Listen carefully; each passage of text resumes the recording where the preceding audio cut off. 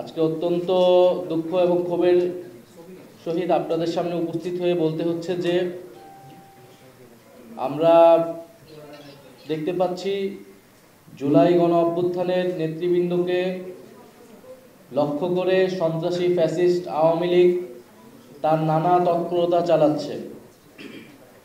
আমরা এর আগে জুলাই পদযাত্রায় গোপালগঞ্জে জাতীয় নাগরিক পার্টির নেতৃবৃন্দের উপর হত্যার নীল নকশা নিয়ে যে আক্রমণ, সেই আক্রমণ আমরা দেখেছি।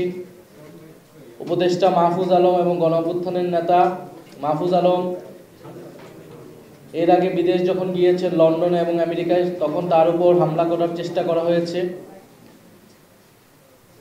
এবং তারই ধারাবাহিকতায় গতকাল আমরা দেখেছি জাতিসংঘের সাধারণ অধিবেশনে ডক্টর মোহাম্মদ ইউনূস ওনার সফর সঙ্গী হিসেবে 3টি রাজনৈতিক দলের নেতৃবৃন্দদের নিয়ে যাওয়া হয়েছিল এবং এয়ারপোর্ট থেকে বের হওয়ার সময় জাতীয় নাগরিক পার্টির সংগ্রামী সদস্য সচিব আক্তার হোসেন এবং সিনিয়র যুগ্ম সদস্য সচিব ডক্টর তাসলিম জারাকে লক্ষ্য করে ফ্যাসিস্ট আওয়ামীরা হামলা করে এবং ভর্ৎসনা করে।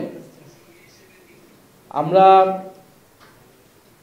সার্বিক বিষয় পর্যালোচনা করে বলতে চাই যে এই যে ক্রমাগত হামলা, ষড়যন্ত্র এবং অপতৎপরতা চলমান রয়েছে, সব মশার বিরুদ্ধে সুরক্ষা দিতে এলো বসুন্ধরা এক্সট্রিম অ্যারোসল। মশার বিরুদ্ধে এক্সট্রিম সুরক্ষা।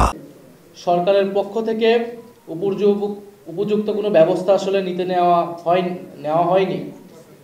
যখন মাহফুজ আলমের উপরে, উপদেষ্টা মাহফুজ আলমের উপর আক্রমণ হয়েছিল, তখন আমরা বলেছিলাম যে গণ অভ্যুত্থানের নেতৃবৃন্দদেরকে টার্গেট করা হচ্ছে এবং এই ঘটনাগুলোর সাথে প্রশাসনের বিভিন্ন কর্মকর্তা জড়িত।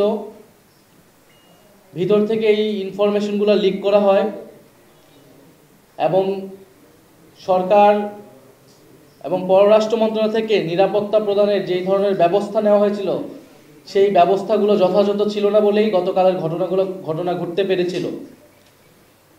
ফলে আমরা এর নিন্দা এবং প্রতিবাদ জানাচ্ছি এবং সরকার এবং পররাষ্ট্র উপদেষ্টার কাছে জবাবদিহিতা চাইছি যে সরকার তার সফরসঙ্গী হিসেবে, ডক্টর ইউনূস তার সফরসঙ্গী হিসেবে রাজনৈতিক নেতৃবৃন্দদের নিয়ে গেলেন, সেখানে আমাদের যাওয়ার কথা ছিল না।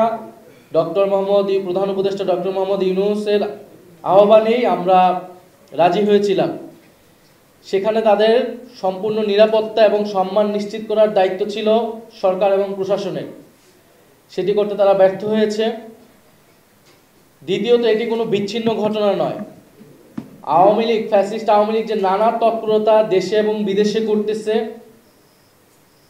দেশকে অস্থিতিশীল করা, গণ অভ্যুত্থানের নেতৃবৃন্দ, শহীদ পরিবার এবং আহতদের লক্ষ্য করে তাদের আক্রমণ করা, সাইবার জগতে তাদের নিয়ে নানা নেতিবাচক এবং প্রোপাগান্ডা ছড়ানো, এই সকল কিছু যে চলমান রয়েছে, তারই ধারাবাহিকতা হিসেবে গতকালকের ঘটনাকে দেখতে হবে। ফলে সরকারের পক্ষ থেকেও যে বিচার নিশ্চিত করার বিষয়টা আমরা বারবার বলে আসছি, সেই জায়গায় দুর্বলতা আছে দেখেই আওয়ামী লীগ এত তৎপরতা করার সুযোগ পাচ্ছে।